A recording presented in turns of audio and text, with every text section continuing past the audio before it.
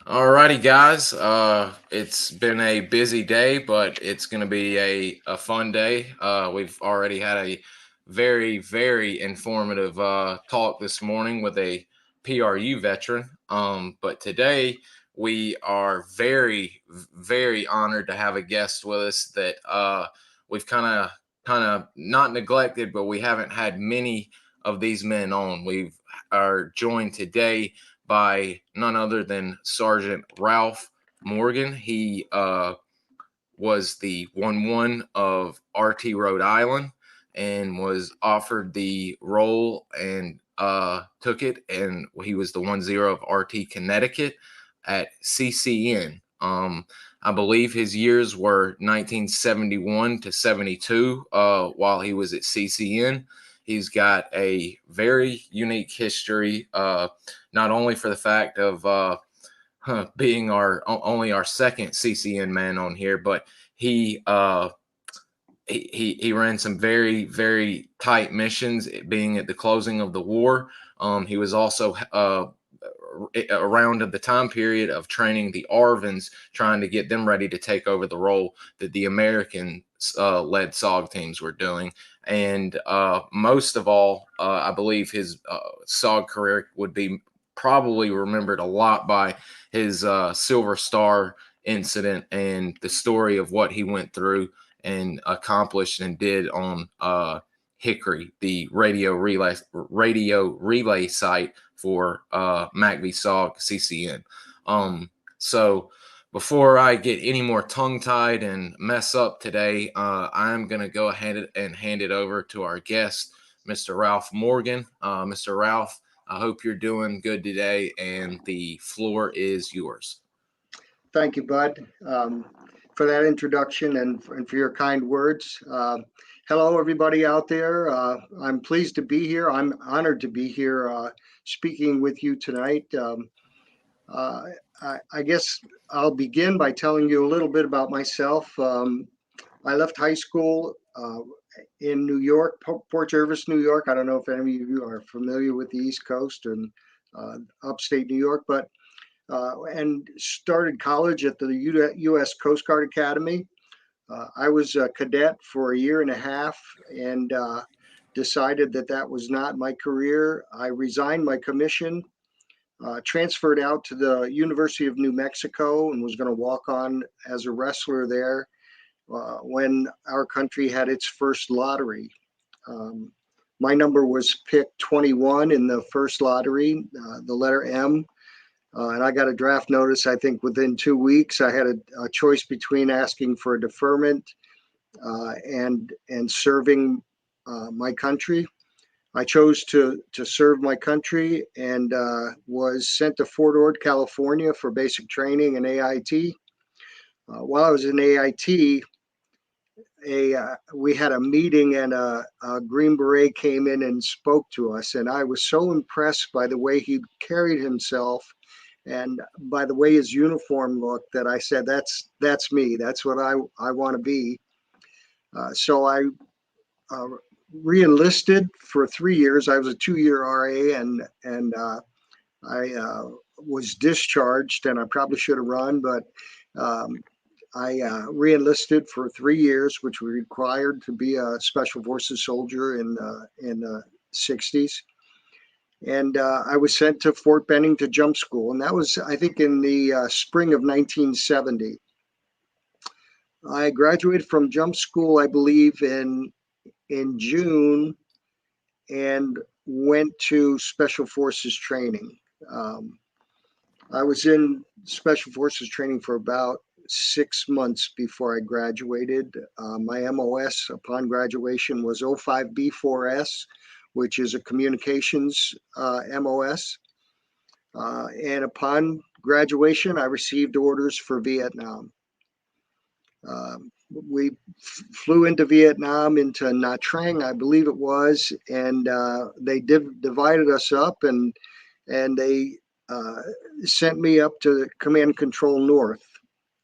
And of course, I didn't know the difference between the different locations, and I wasn't sure of what our missions were. But when I got to Command and Control North, I was first put in the Tactical Operations Center for a brief period to learn how the Tactical Operations Center worked.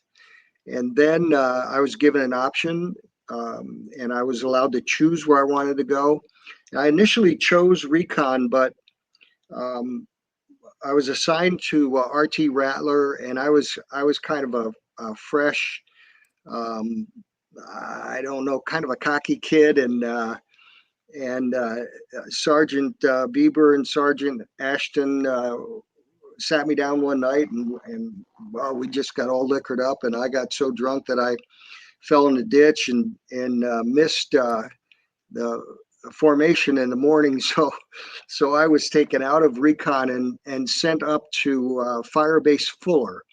I don't know if any of you are familiar with Fuller, but it was a fire base that we walked off for missions sometimes, but it was overlooking the DMZ up in I-Corps. And I was there for about a week in late May, and all of a sudden I got a communication that they were moving me over to Hickory.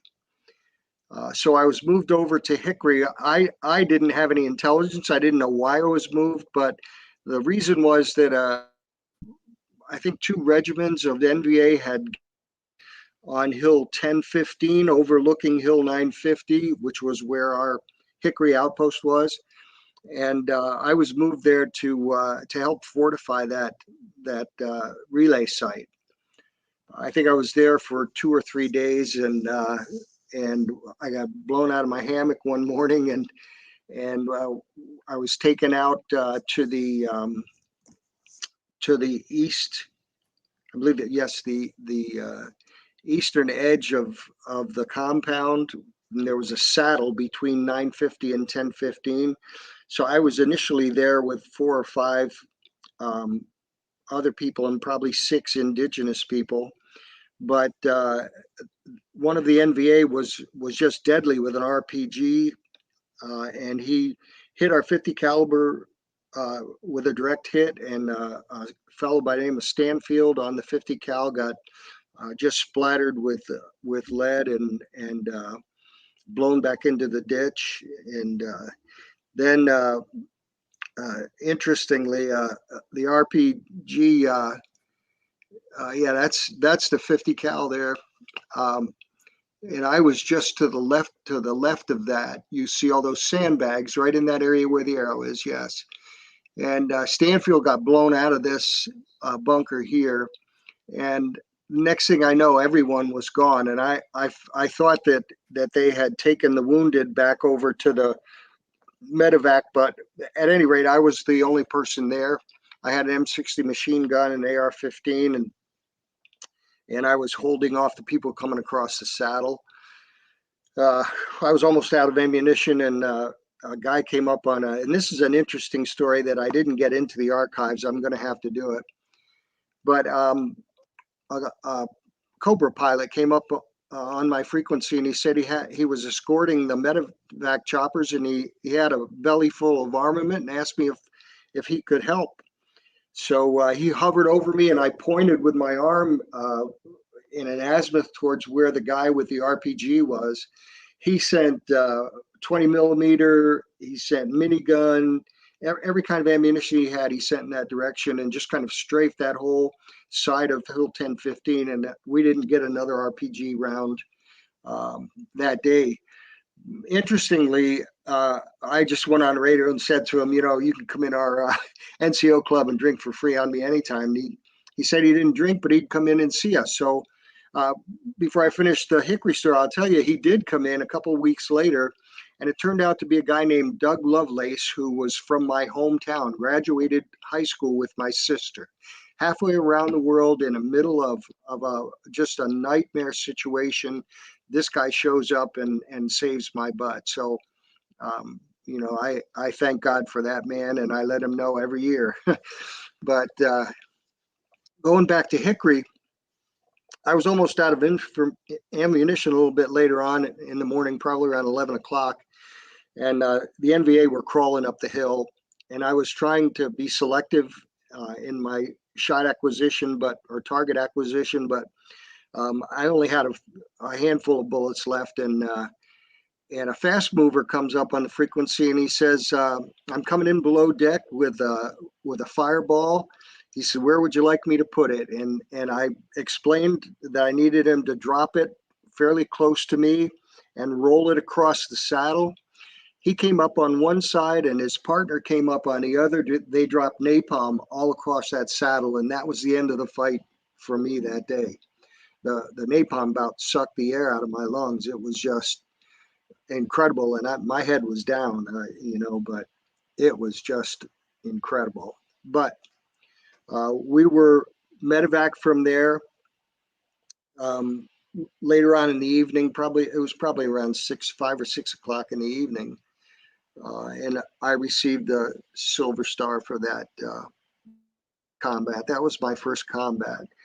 When I got back to base, they asked me what assignment I would like, and then I chose Recon again. And this time they assigned me to RT Rhode Island as the 1-1. And I served on RT Rhode Island with Julius Maynard and Michael Lawson, two of the finest friends and soldiers that I have ever had the opportunity to serve with or to be around. We went through all kinds of life situations together, and I consider them my brothers. Yeah, that yellow patch that you see on Julius's shirt pocket, we developed with our little people, which was kind of the way patches were developed back then. And then they sent the design out to local tailors, and they would sew them up for us and bring them back. So I served with RT Rhode Island for about 6 months, and then I had a tragedy back home. My brother was killed in a car accident, and I went home on leave to attend his funeral, and I was really crushed by that whole thing. And I'll tell you a story, but I guess I shouldn't say it on here, but I went AWOL for about 30 days, and I wasn't going to go back. I had been to Washington, been to the Pentagon requesting a compassionate reassignment, and it was Schwarzkopf who sat me down in his office and said, "Sergeant Morgan, your mission essential," and sent me back. And I'll tell you about a mission that caused that. The reason they wanted me back there and wanted me to take over a team of my own. The last mission I ran with RT Rhode Island was a linear reconnaissance, but we had suspicion that one of the ARVNs in our tactical operations center had been compromised, because all of our teams, the habit back then was to prep an LZ or to hit it with what they called nails, fragmentation bombs that kind of obliterated the landing zone, but it also attracted so much attention that our teams were being tracked right away. And some believed that there were actually anti-recon teams sitting there waiting for us because they already knew where we were going. So we got in flight for one of these missions, and they were prepping that LZ, and I tugged on the pilot's leg, and I said, "Put us down over there." Kind of shocked Julius and Mike, but they went along with it. The pilot went along with it, even though, pilots, they hate to sit down in an open space with no cover, especially when the place hasn't been prepped. So they were not happy with me at all. But they hovered in elephant grass. We got out of there, got off of that field and into the jungle foliage. And sure enough, we came on a heavily traveled trail. We set up an ambush on the trail, and sure enough, the anti-recon team came down the trail looking for us, and we ambushed them.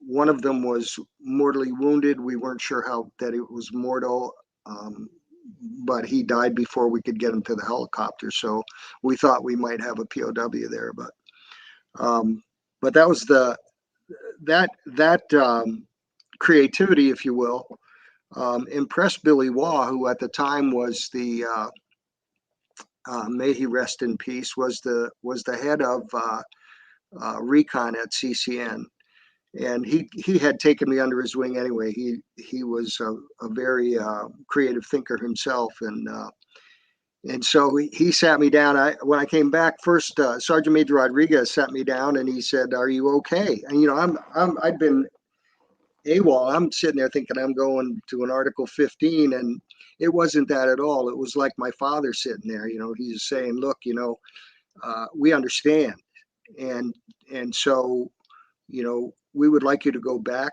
to Recon and pick up where you left off." And I don't think I could have really been as effective as I was before because of what I had been through. But I got over to Sergeant Major Billy's office. He sat me down. He said, "I'd like you to run RT Connecticut. Will you take it?" And I didn't talk to Mike and Jules before I accepted the position, but there were a couple things going on in my mind. One, if I was not safe, I didn't want to get them hurt. But two, if I was going to get engaged again, if I was going to be able to step in and take a role, I felt like if I had more responsibility, both in training and in the design of the missions and in the preparation, that I would get engaged and be able to find myself again. But I think our feet were on a strut to go on my feet were on the strut to get on a chopper to go out on a shared mission with another team when they grabbed me by the shirt and pulled me off and said, "You're going home. You've got an early leave for college." So I went home and went through a lot of stuff. I had some serious PTSD. Long story short, I studied psychology my whole life, and I now hold a doctorate in psychology. And I'll make a pitch for my books. I have two books, one out there, one in publication now, that talk about how you become elite. What kinds of things, what kinds of self-image do you have to build and nurture and believe in order to perform at an extremely elite level? That's what both books are about. But the first one's called Simple Truth. It's been out there for a while. My new book is Plug and Play Personality. I think you'll find that interesting once it's out there. It's a process for picking and choosing characteristics and plugging them into your personality. I'm gonna have to get those linked into the show notes. I did not know, and I apologize. I forgot to address you by doctor. I've even got Doctor Ralph Morgan. I apologize, That's not okay. leading off correctly, Doctor. I mean that's like I said, to start with, you definitely have one of the more unique stories, and since we were speaking about a mission, there was one particular one that I believe that is very interesting because it may have been one of the combined missions you were talking about. You meet up, Mr. Mike Lawson, and I think y'all need a strap hanger because y'all are gonna ambush a known ambush that sets up, and I believe you get none other than the Tar Heel himself, Mr. Frank Pulley, to go along. That's the guy. Yes. All right. That's the mission that I just. Okay. Yes, that was the mission that I just talked about. Okay. Frank was on that mission with us, and that was his first combat experience. And it was the way it unfolded was bizarre. Julius had a habit of taping a white phosphorus grenade to his webbing. He didn't think that I was correct about these anti-recon teams coming up on us. So he sat down in the middle of the trail. Now I've got a Claymore mine on one side of a big tree facing the back trail. E. Gubaya, our tail gunner and our oldest Rade, or Mert Merc Rade. Hmm. He's at my feet, and he pulls my foot and says, "VC, come." I look up, and there's a an NVA with a rifle pointed at me. I drop back and I hit the clacker and blew the claymore, and it took out the first three and mortally wounded the fourth. Julius is sitting in the middle of the trail, and his white phosphorus grenade cracks from the backblast of the claymore. And there's smoke, white smoke, and ash, and he's getting burnt, and he's like getting antsy. And our interpreter, Laka Drone, grabs the white phosphorus grenade, rips it off of his webbing, and throws it out of the perimeter there. And he gets all burned up. I got to hit him with morphine. Julius, turns around and he starts strafing the back trail, thinking that there may be more people. But I mean, we were very lucky that that grenade did not just explode and take Julius out and lock a drone with him. But that's it. Jules was a crafty, very well seasoned soldier coming out of the 173rd, and he didn't make those kinds of mistakes. So, I, for the life of me to this day, I do not understand it. I just think that he didn't think the problem was as big a problem as I thought it was. But God bless him. I talked to him a few months back, and he was not doing well physically, but he was still himself. You could hear it. He's still his feisty old self. That's He good. is. Uh, my goodness. I mean, woo, that's a hairy one, not only for y'all, but for Frank's first introduction. Yeah, That's a heck of a way to get broke in. A yeah, heck of a way. um, and I mean, y'all get into there's a static one that's pretty tough. That there's several things that'll come up. One before well, since we're on the topic of missions and we're about to have some questions dealing with some missions, we've always heard about isolation, and specifically, as far as I know, CCN was the only one that practiced it. really. And as far as I've found, Huh. could you go into a little bit about what isolation would entail for y'all and what that was like for a mission? Sure. Um, we were on a rotation. You would receive a mission, submit your mission plan. You would train for the mission, practice the mission um, on the ground, and um, then you would go into isolation for a week. And isolation meant you start um, leaning yourself away from food. Um, if you're going to take your pill to prevent uh, yourself from going to the bathroom, that comes towards the end. But during the week, you're alone with your team in a hooch that's designed just for isolation, and you sit in there. You can discuss the mission. You can help each other with your weapons, making sure that everything is clean and ready, and your magazines are all full. Your mini grenades are in your pouches. Whatever you're carrying is fit for duty, and you've got your mind right. And then you would have the missions. The linear missions tended to be a week long. The search and destroy missions and the POW snatches, those were in and out type things. But um, then once you ran the mission, you would be on stand down. When you're on stand down, you can pretty much go anywhere in the world that you could catch a flight to, as long as you're back at the end of the week. So we had in-country R&Rs and out of country R&Rs. Many people just traveled all over the Southeast and saw as much of that part of the world as we could see. But the isolation was just family time, really.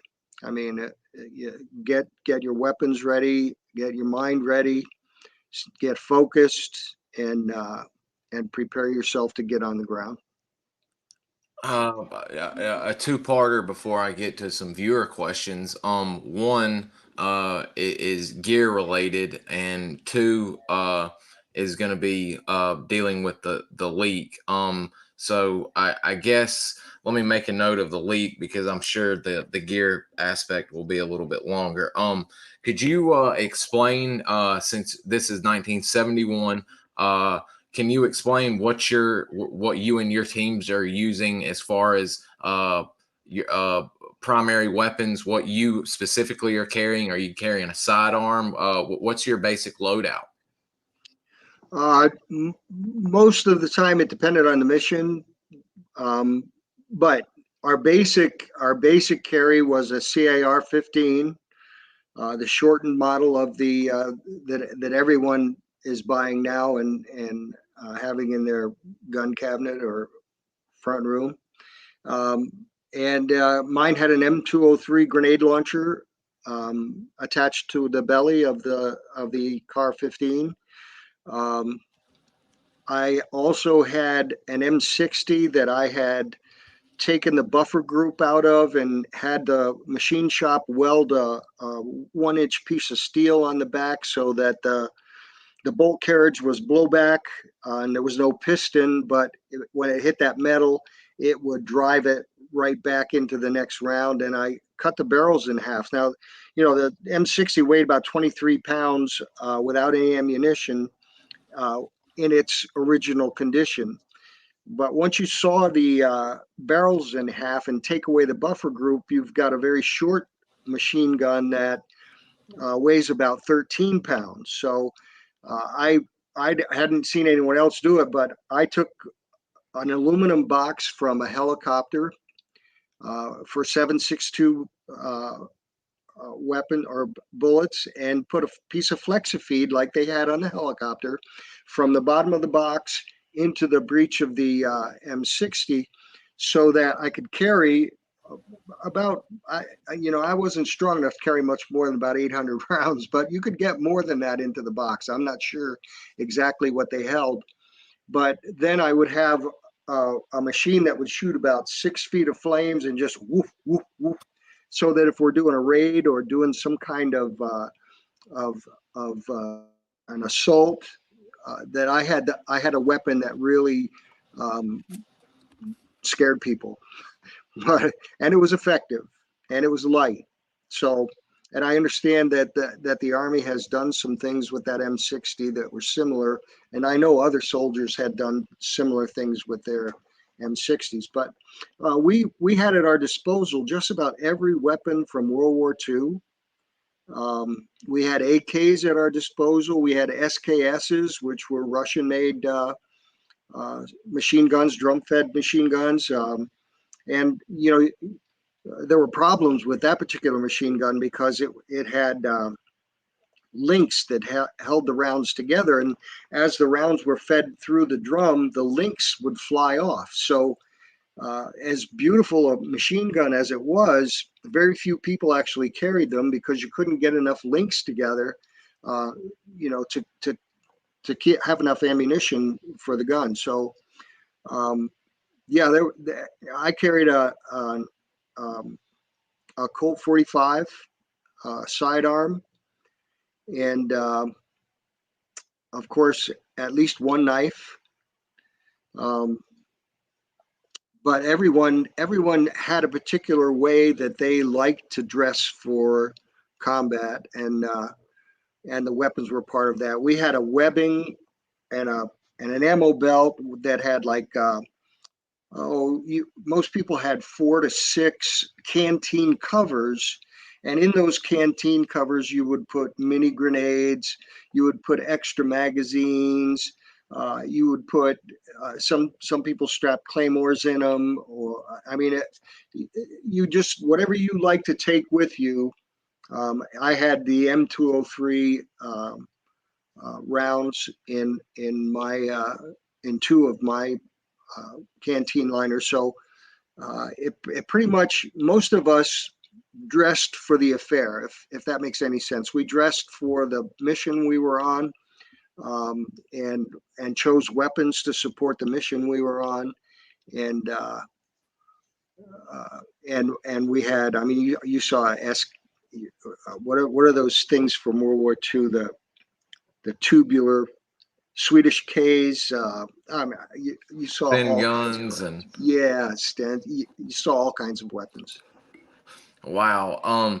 And that's gonna bring me to a next question real quick. Actually, two before that other one. We've got some great questions coming in. By chance, did any of you guys were? I know it was popular. Did you get to use or did you use the RPD at any time?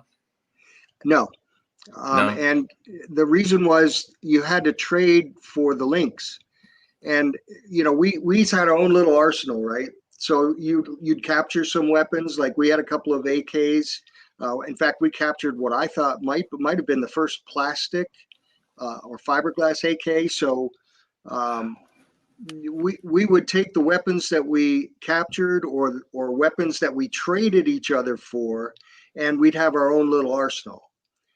Um, I, the RPD was just I never fired one, and I've heard people talk about the cyclic rate of fire and the range that they had and the accuracy, and people who did use them were, I mean, they were always out of stuff because they were trading all kinds of stuff to get those links, Absolutely. That I was about to say that was as great as they were, which they were. It was just so hard getting those belts. I mean, Yeah, it was a hassle. By chance, or were you talking about using the famed Death Machine M60? yeah, yeah. Wow, That's it. that's it right there. So Yeah, you actually took the Death Machine out. yeah. Oh my goodness, sir. I can't believe this has never come up before. Wow. So, I mean, what was I mean, it worked great for you. I mean, out in the field it was good to go. Yeah, I did not, that encounter that I had it on happened so quickly, and most firefights are over in a matter of seconds. And the person who puts the firepower out the fastest and the greatest is usually the winner.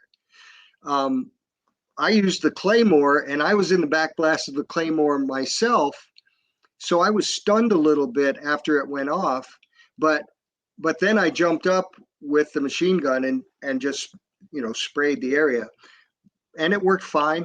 I never had a problem with it.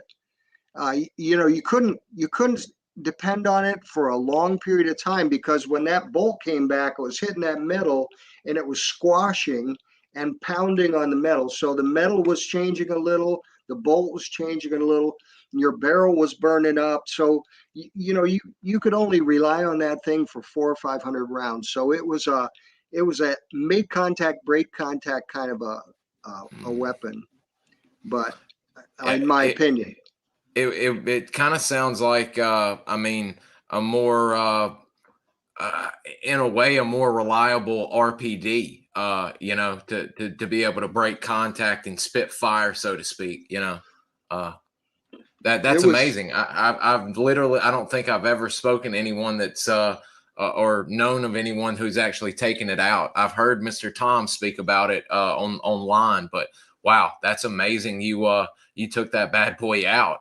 Now, Yeah. did you, when you took it out, would you just carry it in a sidearm, or did you load up with the Car 15 as well, or was it No, just no, the? no, no, no, no, no. That backpack, and in fact, I'll tell you that when I stepped off the strut of that helicopter on that mission, we were in 10 feet of elephant grass. I don't remember how many rounds of ammunition I had, but when I stepped to the ground, I just kept falling.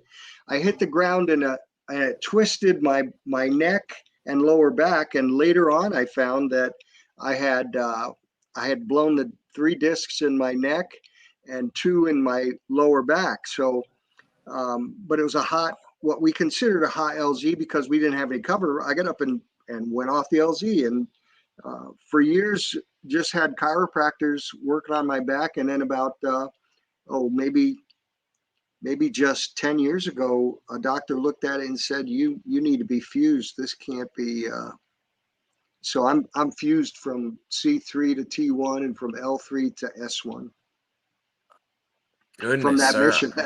I mean, you guys. I mean, the between the injuries, jumping off helicopters, surviving helicopter crashes. I mean, y'all's backs and knees are Oh, just dinged up. yeah. Let me get to some of the viewer questions. I'm sorry, guys. I've Mr. Ralph busted out some new information on me, and I'm like a kid in a candy store here. Jason, we'll get to John, Mr. Caviani a little later on as the show flows down. Infantry would like to know, when did you first hear about SOG? Did you know what it was before you joined? I, on the state side, it wasn't called SOG. That's a term that came up with MACV in Vietnam, and of course now it's familiar to all of us. Special Operations Group is kind of a phrase that we all use to refer to any special ops. But no, I had not heard about SOG until I got to Vietnam, and even then it was part of a title of a program that I was in. I did not know what it was before I joined. I didn't know what it was before I actually served in it. Now, what year did you say you were in training group, going through training group? 1970. 1970. Okay, so wow, I think that's around Frank Pulley. And do Yeah, you remember if any of the yeah, guys were in with you? yeah. Lawson and Pulley, they were both in my in at the same time.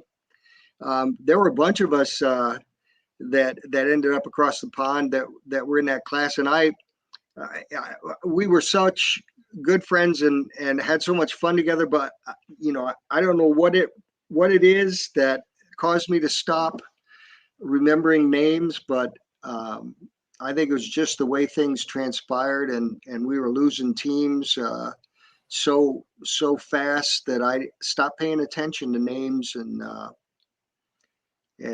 just tried to enjoy people.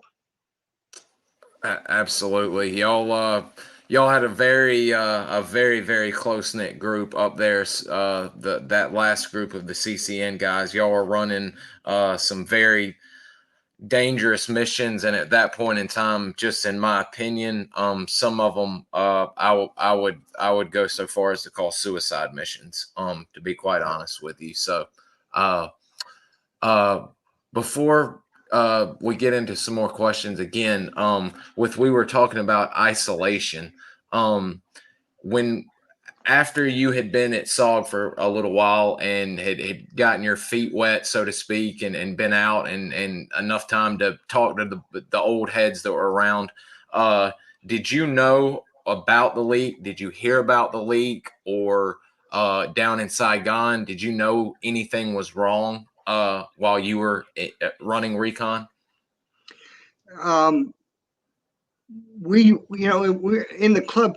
We would discuss things that happened, um, and it just I don't remember exactly, but there was something else going on that convinced me that there was a leak, and there were all kinds of leaks. There were people who were actually separated from our talk Arvins because they were suspected of leaked. But uh, I don't recall, be honest with you, I don't recall what came first there, whether we had any evidence of a leak. I don't think there was evidence, but there was a strong feeling among us that we were being compromised somehow. Other guys probably were privileged to more information than I was, but um, yeah, I just felt like this can't be happening. I mean, it's true that we use the same insertion technique too many times, Mm-hmm. so you would think that people would get up on that, but even given that, if you prep an area and go right into it and nobody knows where you're going to be, they might see the noise or the explosions or hear the noise and see the explosions, but they Not have gonna. to move to catch up. They're not going to be waiting for you there.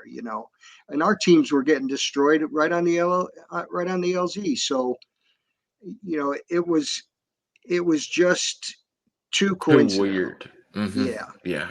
Wow. Did I know some of? I mean, even some of the earlier guys, Lynn Black, specifically. He would he would more or less lie about his insertion zone and his one of his alternates, and would probably pick the second alternate as opposed to the primary or first alternate. Did you ever need to implement anything like that, or did you just on the whim decide to go off on a different one and do something like that? Yeah, it was on a whim. Anytime you put in a plan with alternate plans, um, they all go in together, and I mean, you can cover all three sites with anti-recon team. You only need one or two people to watch the site, and then bring up your other soldiers as quickly as you can. I think he is a seasoned and very honorable and experienced soldier. So I'm not trying to say that I don't think he's sharp in what he does or very effective with what he does. I just have a different, like, I don't want anybody to know where I'm coming from.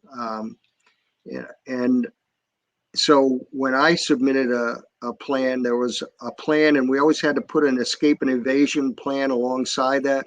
I never told. One of the things you do in isolation is you share your escape and evasion plan. But it was my belief that if you were going to have 100% of the energy of the group leaning towards the successful completion of the mission, the last thing you want in the back of their head is, It's how do I evasion. escape? Because you want them to focus on the target, get to the target, destroy the target, and then move out. And that's a different kind of evasion. Typically, that's right on the site or very close to the site, and it's a happy event. Wow. But It's you guys at CCN. I've got respect for all of you, but especially you later CCN guys with what y'all were dealing with up north, as far as manpower against y'all and that leak. We've got a few questions, well, more than a few building up. Oh, this is a pretty good one. Some of the CCN vets have called RT Rhode Island historically as one of the best teams CCN's fielded. What made it that good, in your opinion? um, we were fortunate to take over Rhode Island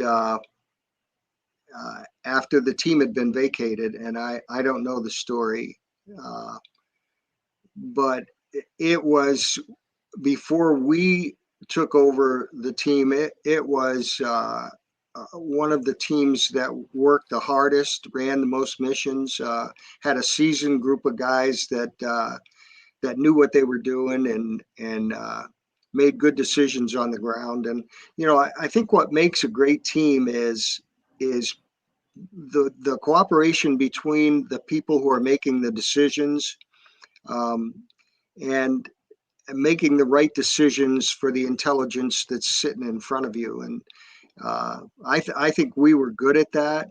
On the ground, we were all kind of woodsy guys. We were at home in the jungle. We were comfortable out there um, most of the time. But yeah, I don't know. I think my experience with RT Rhode Island was that we were serious about our business. Um, we're very matter of fact and direct in the way we executed our missions. We were very intentional. Um, we didn't mind fight. We preferred to fight when we chose to fight, not when somebody surprised us or caught up to us. So we were more the team that would engage people rather than getting caught in a bad spot. Um, we always took the military grade. We stayed off of hills unless we were doing something like an ambush. We very slowly through dense jungle because that's the safest place to be. Um, I think, and most teams I think were like that. Some were inexperienced. Some of the most experienced teams were lost. I mean, it's I don't know if it's luck or a combination of luck and skill, but I feel privileged to have been a part of RT Rhode Island. It definitely has one of the more premier legacies, not only in SOG but especially at CCN. I mean, you've got Les Daniels, who's part Native American, who was an absolute stud. You had John Peters, a longtime 1-0 of Rhode Island, another absolute stud. They've got like you said, infantry. They've got a long history of fielding good RT Rhode Island teams. Yeah. This one training will be coming up, but I'm actually curious about this one as well. Jason would like to know how many SOG missions did you go on before the Hickory incident, and then how many missions afterwards as 1-0? I had no missions before Hickory, Jason. Um,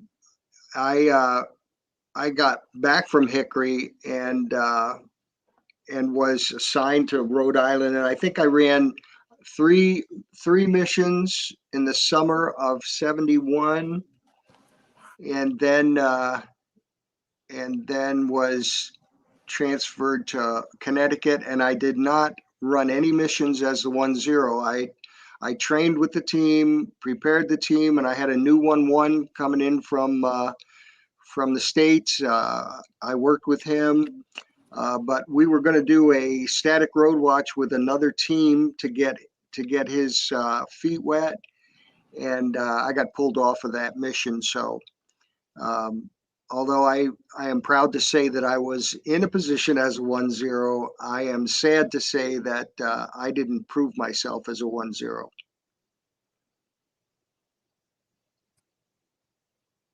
I think Go that. you're there. You are. Yeah, I wouldn't go that far. That's a bit rough on yourself, sir. But we've as a matter of fact, since you were just talking about training up some people, and we're about to get into an indig question, was We're, Connecticut on tap to be Arvin ran, and did they? I thought I remember something about Republic of Korea showing up, some rock troops in the mix. yeah, the Rocks had a. I mean, those guys were kind of crazy. Oh yeah. They just wanted to fight, and that I've heard stories. I'm not personally familiar with Rocks, but I've heard stories that they would fight amongst themselves if they didn't get to the field often enough, and the danger with them was that once they got in a fight, they wanted to see it through, and you had a hard time pulling them off to do any kind of escape and evasion if that was necessary. But yeah, I worked with Rod A, and then the Connecticut team were Jirai? Chinese, Oh, Chinese. Chinese or Arvin. I my memory is kicking me here, but I think it may have been Arvin that you were getting ready yeah, to let yeah, them I think it was go. Arvin because they were one of the teams that was really ready to take over that function Mhm. without Americans, but. How did you and this will lead into the next question, how did you feel about Connecticut had it gone as planned with them running SOG missions full Vietnamese? How do you think if it would have kept going, would they have been well prepared and been a good all Vietnamese team? Yeah, they kind of trained me when when I got there. They had been around and been together for quite some time. And I remember the face of the 1-0 that I replaced and his smile, but I can't remember his name. But they were very well trained. I took them out to do maneuvers with them, and I mean I could just walk along with them. They already knew, how to sweep. Now that's a RT Rhode Island on a training exercise. We moved really slow, so we turned 180, muzzles down, and turned back 180, and each person had a visual of all that was in front of them, and it was a painstakingly slow process, but that's what we're working on there. That's and it's amazing, guys. That's some of the Marble Mountain Yeah, foundations, and there's a one heck of a range that the guys would use down there. That I wish I could get in touch with Superman Stenton, and I've heard he's got some really great 8mm footage of not only y'all but RT Florida running IA drills. And gosh yeah, almighty, would I love to get my hands on that footage. yeah. Um, Let me just show off Rhode Island. Actually, let me show the patch and then I'll show Rhode Island as a whole before y'all going out.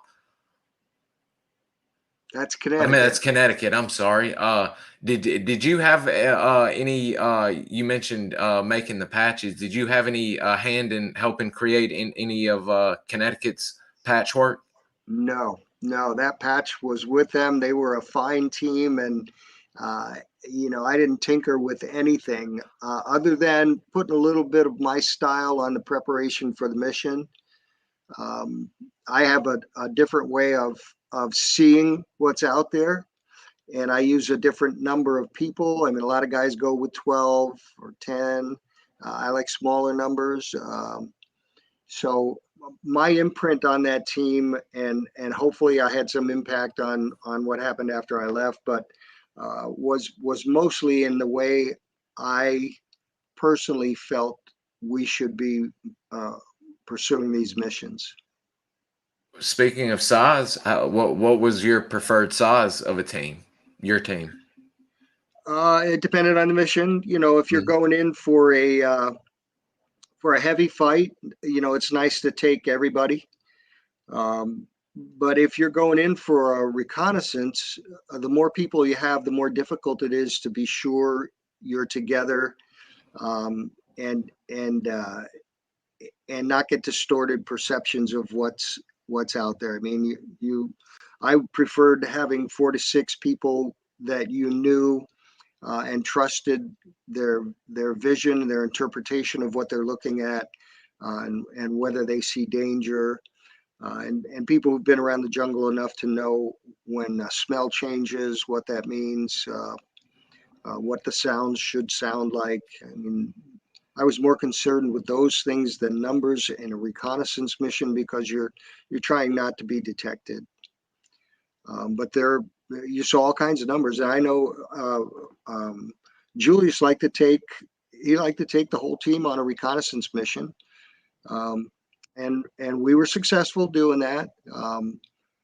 We got shot out once, and it was kind of hairy because we were in a position that we couldn't defend, and we had to go back down the back trail, and we found this gully and had to saw through a couple of trees with our weapons so that the strings could come down and get us out, and we were pulled out on strings in a firefight, and that was a I mean that was a pucker factor. And I mean, I know at CCC, I've not asked CCN men, but you mentioned 12 and 14 teams would have a fairly large group, so to speak, and not every time, like you said, the whole team would go out. So there were guys that uh, we see teams that are labeled as 6-man teams or whatnot that may have actually had more men that just weren't on that particular mission, so to speak. Right. Wow. Okay. And is this Rhode Island or is this Connecticut? This is Rhode Island. Rhode Island. Okay. That's Julius in the front there on the left, and that little guy on the right, that's Iwu Baya. He was 15 years old when we hired him. He was still chewing on a washcloth. That's me in the back, and that's Igu Baya with the hat on next to me. That's the old guy. He was in his 40s. The guy right in the center, right there, that's the interpreter, Lacadrone. And then, of course, that's Mike Lawson over there on the left in the back. And then that's Sun back there next to me, right next to me on the other side. But yeah, those guys, they were family. They were great. Half of them had a lot of experience, and half of them were just getting their teeth cut on combat. So it was a Is good combination. actually leading into that question. What were the experience level like of your men on the different teams? So Yeah, you see a guy like Igu Baya, he fought with the French. So, he'd been around the conflict for a long time working as a mercenary. Lacadrone spoke fluent French, fluent English, mm-hmm. And and so Rade, then his and native Rade. language. Yeah. Yes, yes. So those two guys were the biggest assets on the team from an experiential point of view. But then about 4 or 5 other guys had combat experience, and probably 2 or 3, we were their first team. And 15 years old, and that I try and share some of. And again, Jason Hardy, guys, if y'all don't know Jason, he's got some amazing books. As a matter of fact, I'll give Jason some free publicity right now. He does these team histories, and it's photos and team makeups throughout the entire team history. And he's re-released some because he's gotten new information and stuff like that. But these are full of never before seen MACV-SOG photos straight from the men, and it's helped me a great deal to learn about these gentlemen before and while I'm speaking to them. Gosh, I just completely rambled on and forgot what I was about to ask you. Let me take a question until I remember what I was going to say. Oh, here's a good one. Did you do any non-combat jumps with Billy while at CCN? No. Um, I was there when he did that halo jump with 3 other guys, and he was the only one that made it back. And I was just kind of in awe of Billy. He was just as loose a soldier as you will ever meet, and I wish that I had done some jumps with him, because I just felt a kinship with him that I would love to have been able to expand on. But no, the extent of my experience with Billy was he was the command sergeant major for when I was there, and he me through my recon experience, and I consider him a friend to this day. Did he? He's also the one. Did he not help you get the compassionate release through to get back home? Yes. Excellent. What a man. What a man. Yeah, he could look at you and tell you weren't ready to go fight, and my heart wasn't in it anymore, and he could see it. And even though I was willing to try, that's a dangerous thing, doing the stuff that we did.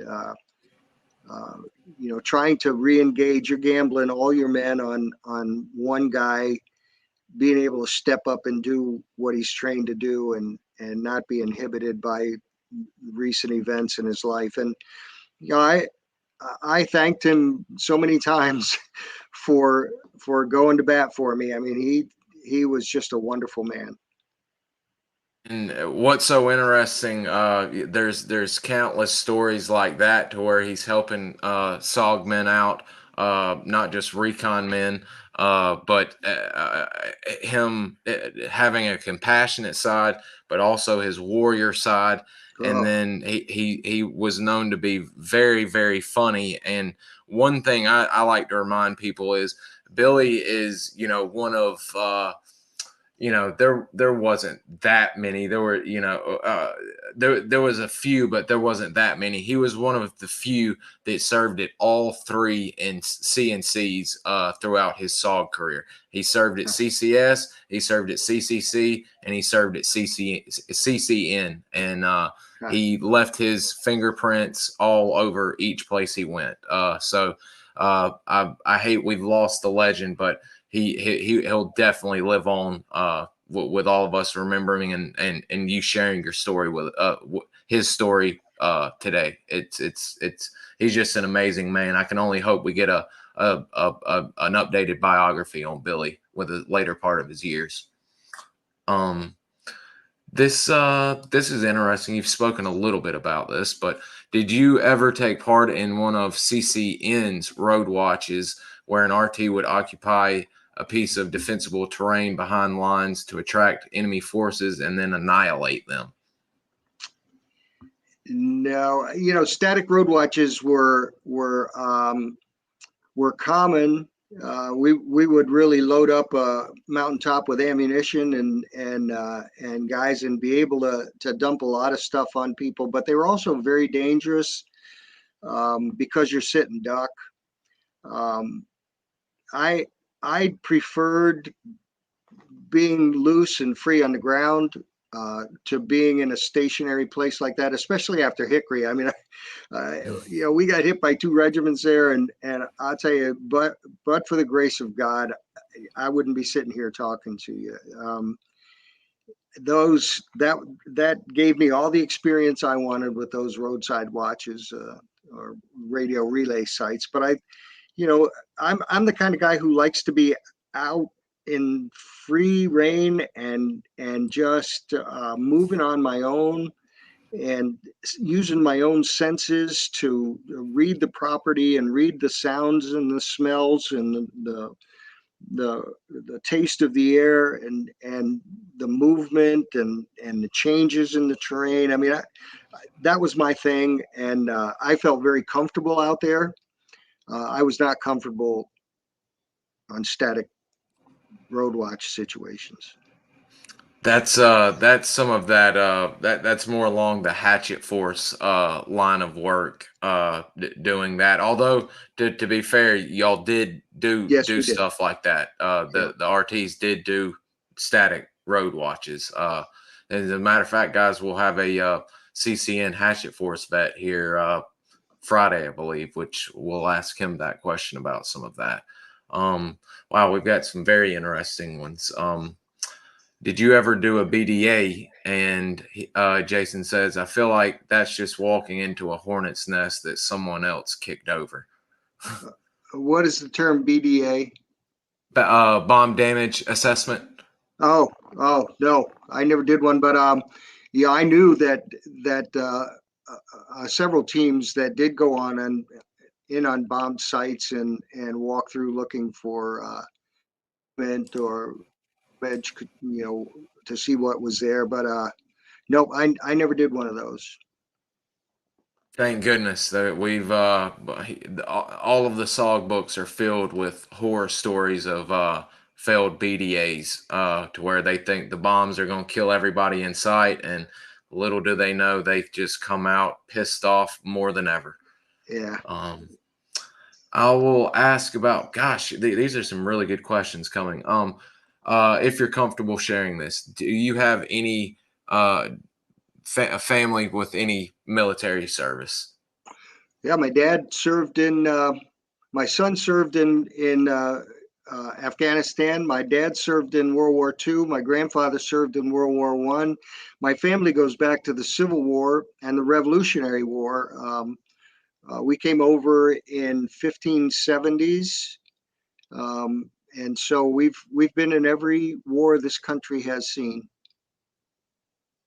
That is, I was just looking that all family served, and I had made where you had declined your commission. That's one of the amazing things, especially when I first found out. Literally, a Morgan has been in every uh, battle the American, even back to the colonies, have fought. That's military history right there. That's amazing. Not many families can say that this day and age. That's amazing.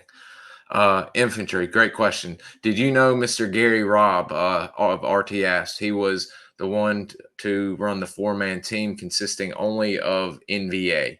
Was that true? Yes, it was. If so, what was the smallest team going on operations with you? I can imagine is what he meant.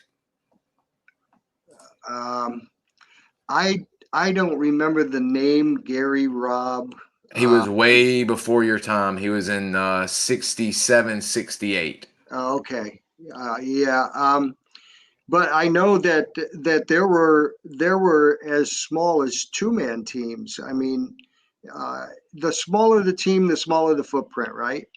So depending on what you're going to do and where you're going, I mean, if a general is sailing up a river and he's coming around a bend, you got about a 10-second window when he comes around that bend to knock him out of the boat. You're on a cliff.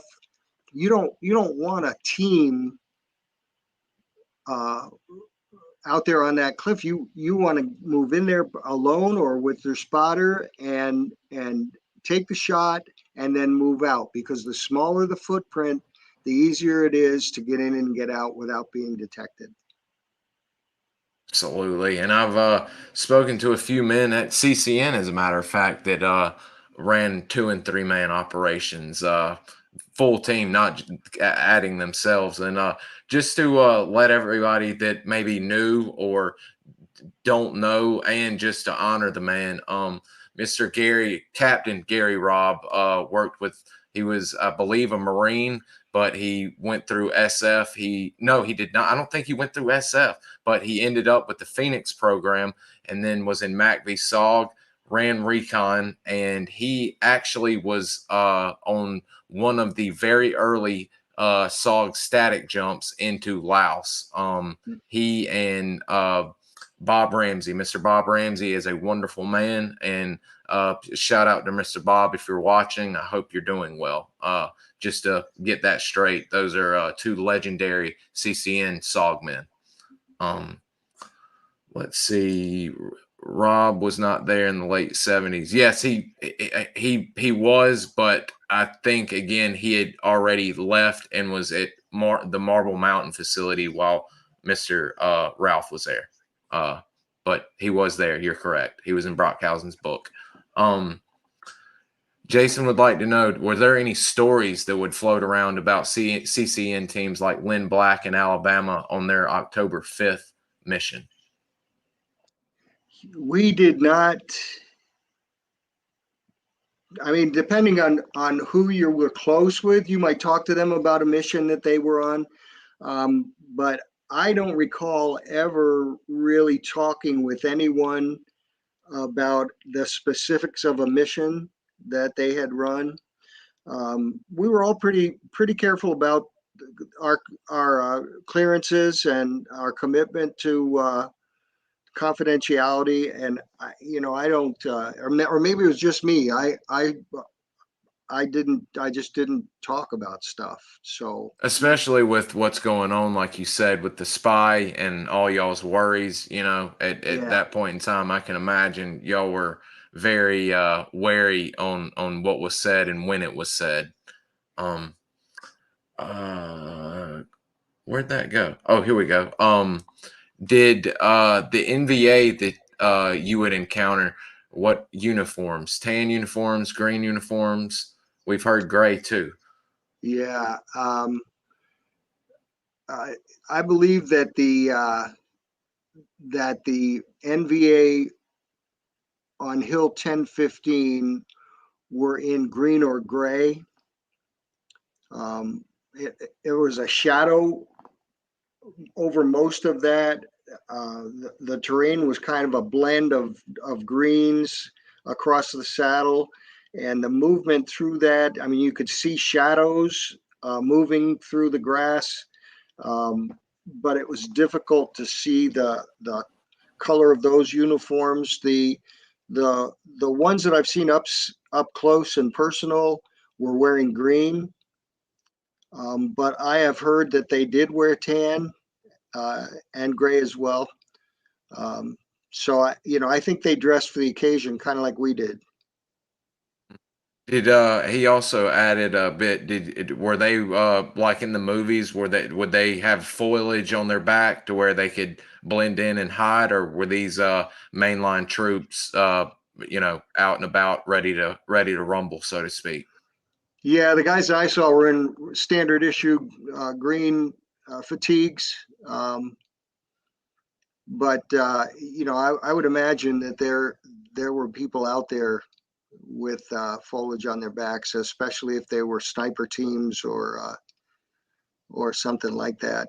Um, snooping around out there. But no, I didn't see any of that.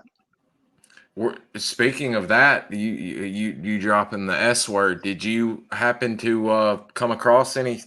Did anybody while you were at CCN? Did y'all have sniper issues? Uh, yeah, and we were hit by a sniper uh, on a training. We were actually hit. He shot at us, but um, we. I'm trying to remember. I ended up with his gun and brought it home. And I think that was on a training exercise with RT Connecticut. We were out in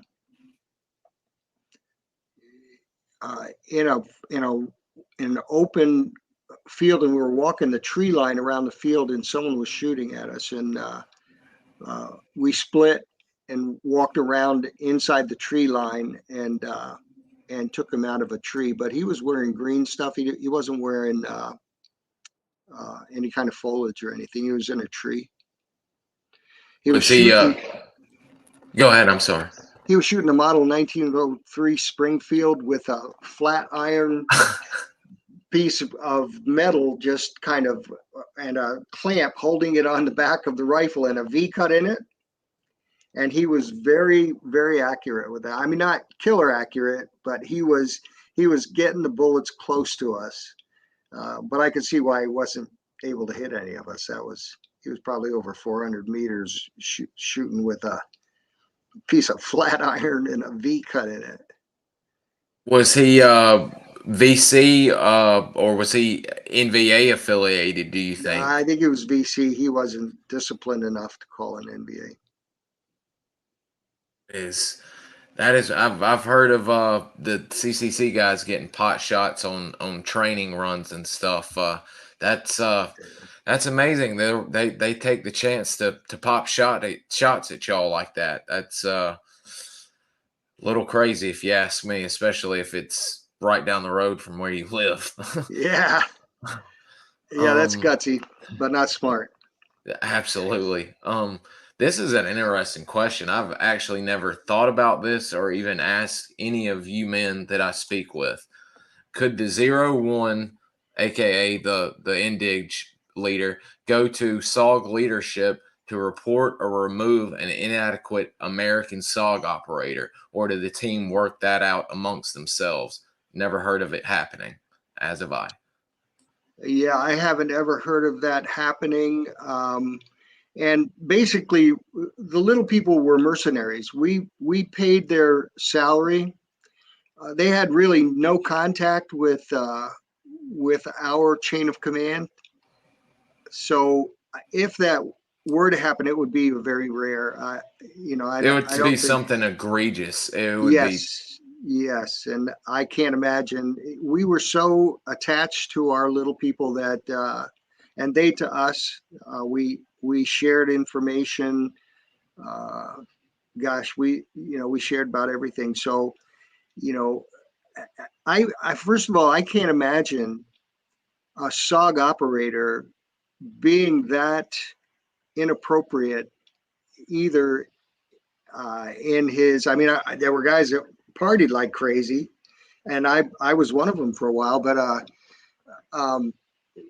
doing something having to do with a mission or having to do with the safety or the appropriateness of the mission planning or anything like that, or even disciplining your people. We didn't discipline on RT Rhode Island or Connecticut. We didn't discipline our little people. They disciplined each other.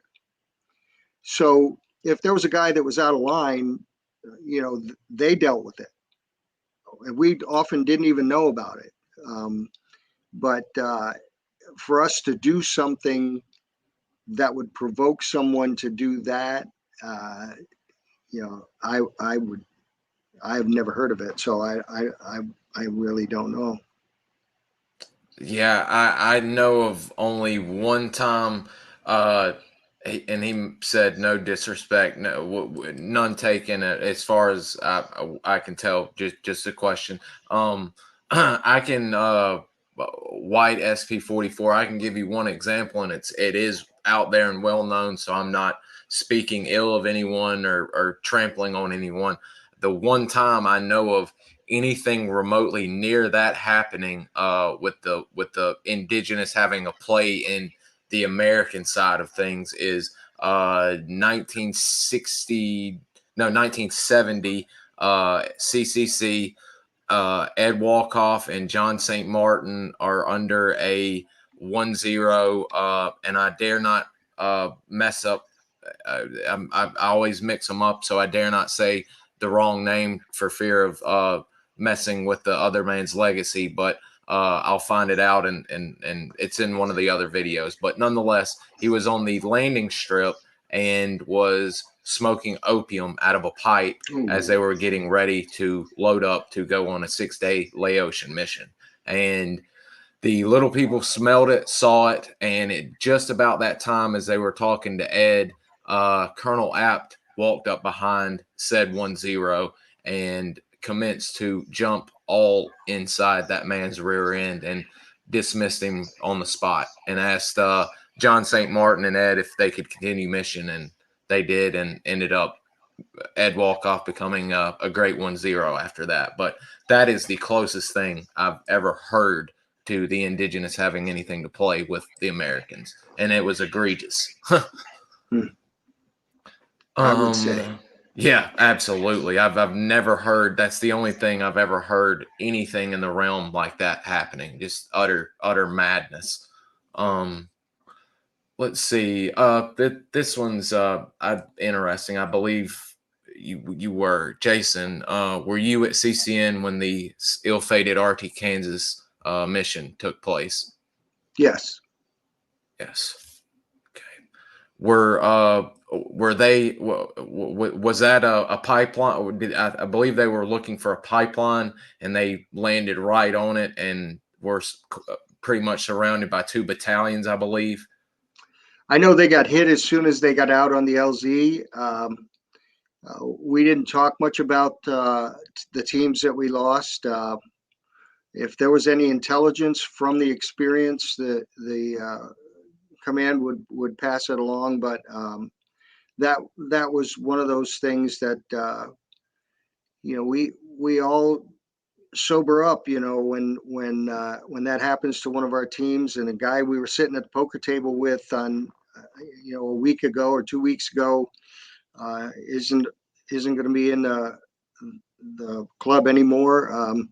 I mean, you just try to let that pass. Don't dwell on it. Don't think too much about it.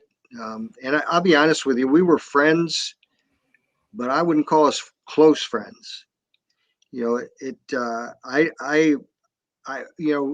Mike and Julius were as close as anybody I was with over there, but there was a line to that. I mean, we had each other's backs. We would die for each other, but there's just that line where if it's your number coming up and I happen to be there, I'm not going to be so emotionally caught up in that it distorts my vision or causes me to get somebody else hurt. So It's a difficult posture to be in, um, because there are so many cool personalities. I mean, those guys, every one of them had their own unique qualities that made you laugh, made you think, made you do whatever. But they were all special guys, and it's just shame that we had to go through that way. Um, but that was a fact of life over there. And especially, like I said, there later in the years, y'all were really, going up against some tough stuff. I really don't like hearing when some of the missions that y'all were put in on, and the Uh, action reports, seeing what y'all were intended to look for and all that, and it never looks good. That's another one that's terrible. yeah. Um, did you you kind of answered that, but did you know Lieutenant Hagen at all? Were you no? No. Uh, I ran into a couple of metal. Of course, I was on Hickory with John Caviani, but I ran into a number of MOH guys over there, um, and there's there's a wonderful thing about the way a man carries himself when he's been in the fire and come through it, whether he was scathed or not. Came through it with his head up, knowing that he performed honorably. He did the right thing under those circumstances, didn't panic, didn't run. Those kinds of things are very important among us. You can overlook an awful lot of stuff about somebody, but if the moment comes when you need them and they're not there, and they're supposed to be there, that's a problem. Absolutely, absolutely. I know in a minute there's a question dealing with um Hickory again, but I kind of wanted to show a few photos that you graciously shared with me of you and around the compound. Um, that's actually one from my photo collection that you signed for Yeah, me. that's a Um, young pup there. would this That's him. be would this be in isolation or? Yes, Okay, wow. Okay. And did y'all start I'm trying to see in the photo, was this around the time to where y'all had the allergies and the blood type on y'all's uniforms? yes. I was O positive, non-allergic, and that's what's on my pocket tops. Wow. Okay, that's really neat. I've seen those pop up a few times in the Jason Hardy team histories, and was always. And if I'm not mistaken, is that a tourniquet right there at your neck as well? It is, and there's a Wow. zipper on that left sleeve there. I carried uh, what you would call it in there. What's that pain drug? Morphine. Morphine. Mhm. Yes, I carried morphine in there, and it was a good thing I had it when Lacadrone threw that white phosphorus out of there. But yes, and most of us had our uniforms sewn together into jumpsuits, so that you're pretty much sealed up. If you tape your wrists and you tape your legs, and button up your shirt, then there, or zip it up. Actually, there was a zipper in mine that went all the way up. Then chances are the leeches are not going to get in there and give you a Wow. bad night. I didn't know y'all had jumpsuits like that. That's really high speed. That's a really good way of keeping the bugs out, like you said. I've you to be honest, I've looked at a few, and there's a few guys. Brockhausen, which there's a question on him. Uh, did you get in trouble for facial hair? No, no. If you're in isolation for a week, this is we're getting ready to insert. So this is my field face. And of course, I'm getting ready to probably put some green stuff and different shades of green on my face and neck. So, you know, and you're expected not to shave because shaving cream has an odor to it. You don't use any deodorant. While you're in isolation, you just start to smell funky so that when you get in the jungle, the smell kind of fits in with the smell of the jungle. Um, but yeah, it was common for guys to have beards in isolation and on the ground. But when you get back, you better shave it off. Wow. Okay. I was always curious because I've heard from some of the guys that some of the sergeant majors or first sergeants would really stay on them about facial hair. Yeah. And it's like, sir, I'm out here fighting a war, and that's literally all you can think about right now is my beard. I don't think anybody ever said a word to me about that on our compound, but I don't know. That, I think I heard stories about new lieutenants coming over and trying to get guys to shine shoes and stuff and getting fragged in leg units. I mean, but with us, we were treated pretty pretty nicely. I mean, our with work kit was gloves. yes, our work was difficult. They knew it, we knew it. So there wasn't any senseless bullshit going on. If you get in formation and you look a little bit ragged, at least you're standing up. Um, As long as you're running recon and doing the job, yeah, the facial hair and dirty uniform can slack off. the way well, when you came back, you wanted to go to R&R or go into town or something, you had to clean up. But Mhm. uh, yeah, we were different group. Oh yes, absolutely. I like to have each CNC was a different animal house, if you will, just a collection of characters. Yeah, yeah. There's the kid. Now is this Main Street, so to speak, where all the team hooches are, Yep, or team houses? yep. I'm standing right in front of RT Rhode Island there on my right, left side of the Okay. picture, and on the right side is the shower and toilet area. There's one big hooch was all just showers. That's where we fed the snake. But yeah, that's the first walkway of teams. I think Asp and uh,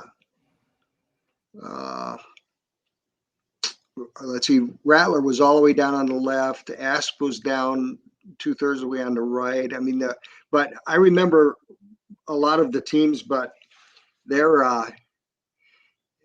they were spread out all over the place. There didn't make a whole lot of sense. It was like all the states were in one row or anything. They were just kind of mixed up in there. But Did they keep? Were there an entire patch of recon hooches? Were it two or three rows of yes, hooches for y'all? yes, Recon was a separate area, and you had your task force groups. What do they call them? The Hatchet Arvin, Force guys. yeah, the Hatchet Force guys. They were off on a separate part of the compound, and then the Tactical Operations Center and the Officers Club and all that stuff was in another section. So, uh, yeah, it was laid out pretty cool. But And right there on the beach too. Y'all had, from what I've seen, some very beautiful scenery out there yeah, as well. Of course, the ill-fated sapper attack, but after base defenses and all that got up to snuff, y'all had a beautiful area. yeah. There's Mikey. What? How often was this a everyday thing, or were y'all just getting ready for something specific, or is this just training that y'all would work on? We did this periodically just to keep everybody's skills sharp. And this particular day, we were teaching the new guys how to rappel. Um, so this is up on the top of the tower, and I caught Mike just as he went off the edge. And Mike had just this is just after he got there. He hadn't run a mission yet. Oh wow. Okay, he's brand new then. Yeah, Wow.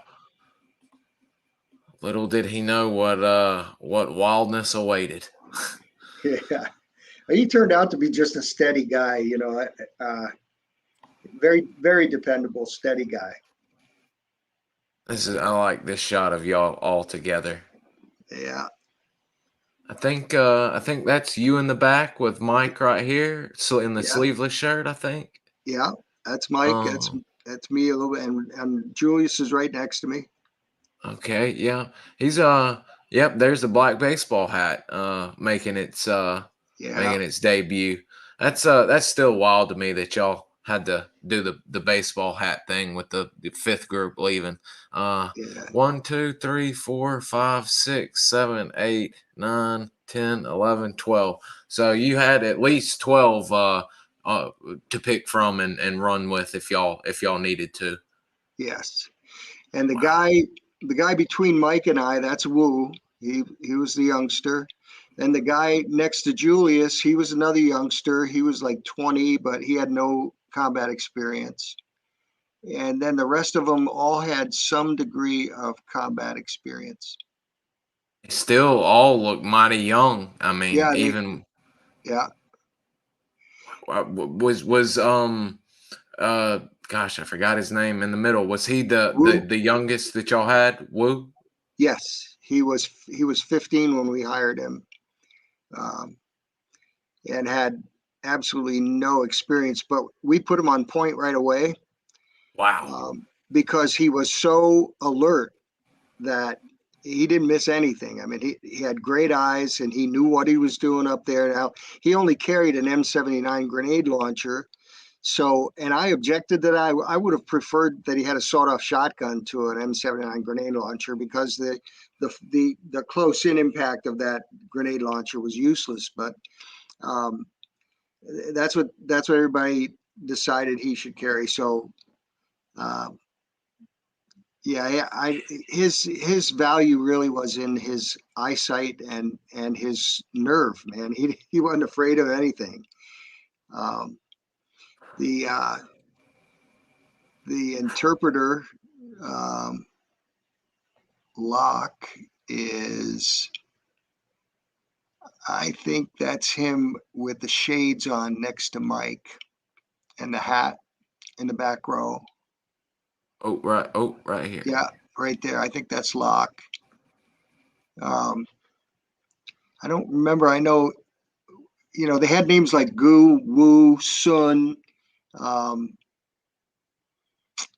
and some of them all had the same name, but they weren't in the same families. But great bunch of guys. I got a list of their names somewhere here, but Absolutely.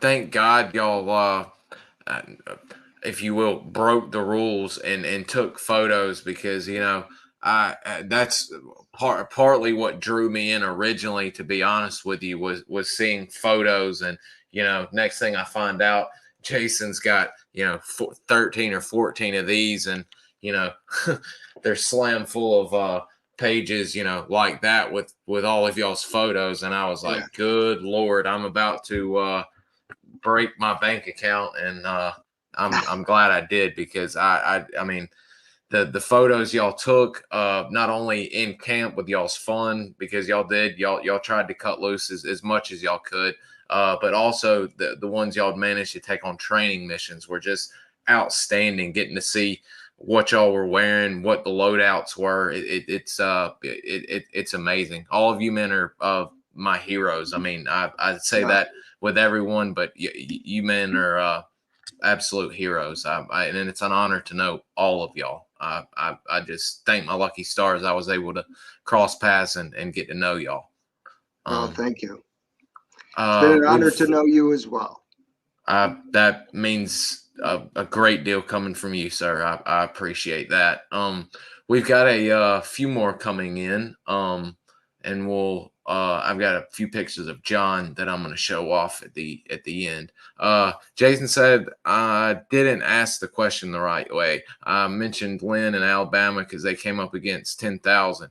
I'm wondering if any crazy stories that happened before you got there were still up in the air or would be brought up during drinking sessions, I can imagine, or y'all hanging out.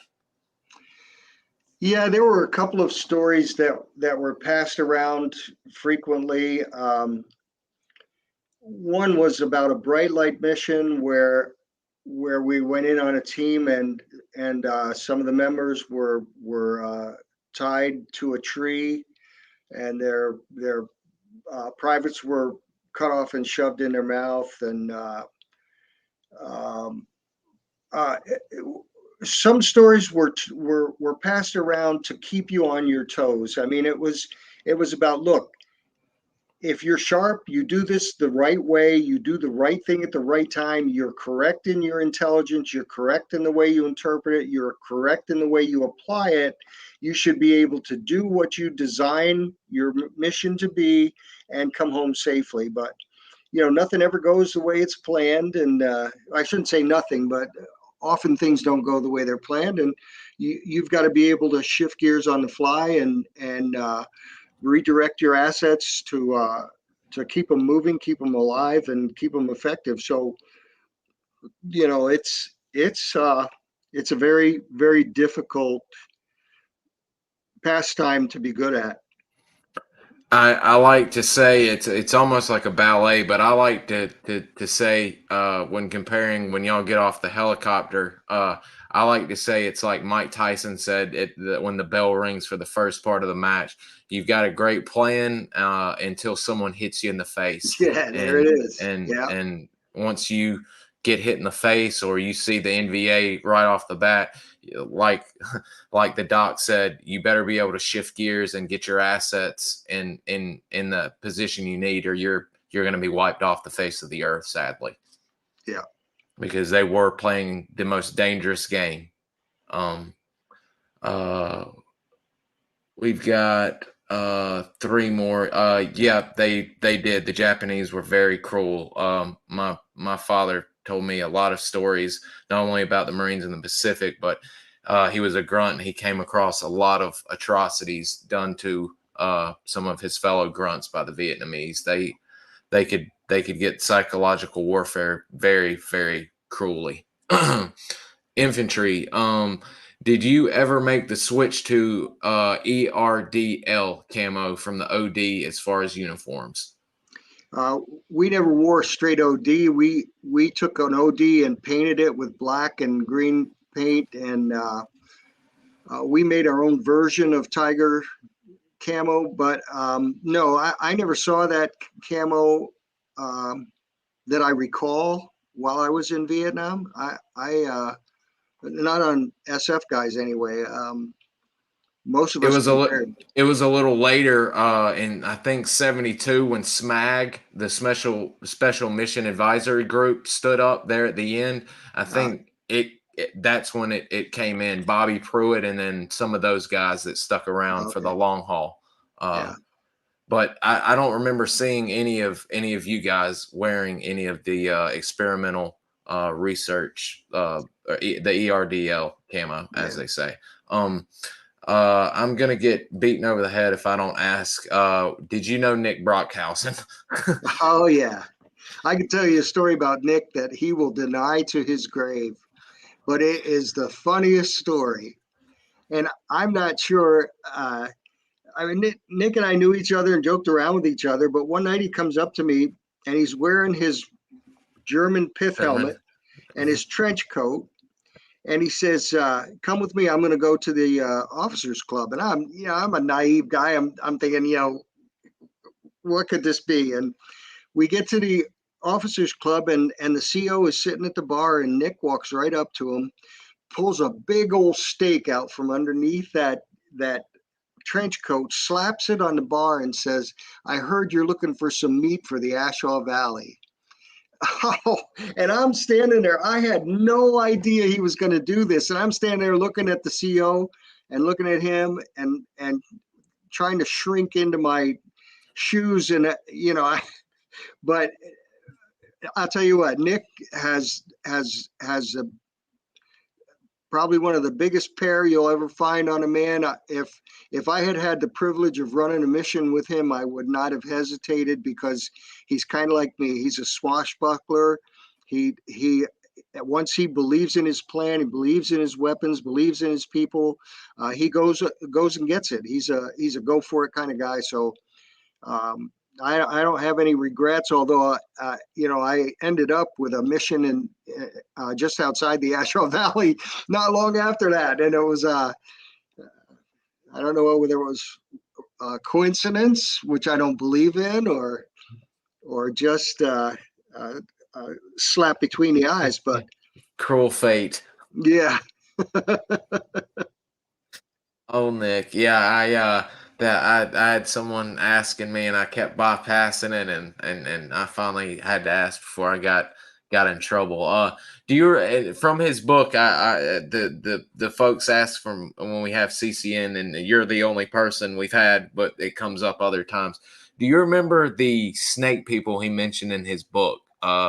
Did you ever hear or see the snake people that the Brew were scared of? They were supposedly an ex headhunting tribe somewhere near the Ashaw or somewhere. Maybe actually it was up north near Da Nang that they were one of the old headhunting tribes. yeah. There were stories going around about the Sudan, which were, and I don't know whether they dyed their hair red or they all had red hair, but there was a team of them on our compound. And the rumor was that they were cannibals. Um, Although I don't know of any incidents, and I don't know how true that is because people told stories and you never knew, what was true and what was not. But I never heard them referred to as snake people that I can recall. And I haven't read Nick's book, but um, I'll have to get a hold of a copy and read it. But he was there.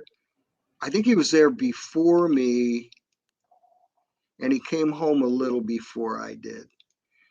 I But think y'all were just well. You might have been there because Mr. Frank was there for a tidbit with him, and they got into some trouble. yeah, So you might have you might have been there, but you might have just missed each other because he did go home and then come back until closing. So right. you could have been there. Well, we were definitely there together. I mean, and I remember Nick quite well, but yeah, I think we overlapped, but then he came home earlier, and then I went home, and yeah, then he went back. But snake people, I don't remember the term, um, but if Nick said that was a colloquialism for a tribe, then I believe it.